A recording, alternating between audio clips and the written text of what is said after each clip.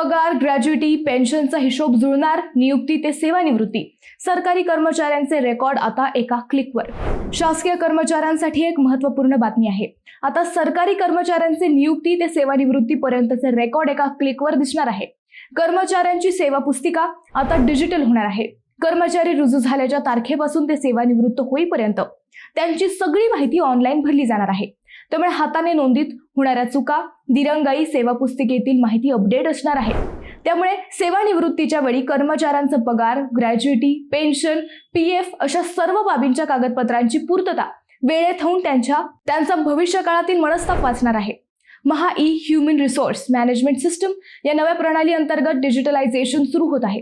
डिजिटलायझेशनचे काम 2 टप्प्यात करण्यात येणार असून पहिल्या टप्प्यात ते मंत्रालय स्तरावर केले जाईल. त्यानंतर विभागीय क्षेत्रीय कार्यालयांद्वारे केले जाईल. आतापर्यंत नोंदी झालेल्या सर्व सेवा पुस्तिकांचे स्कॅनिंग करावे लागणार आहे. त्यानंतरच्या पुढील सर्व नोंदी या ऑनलाईन असतील.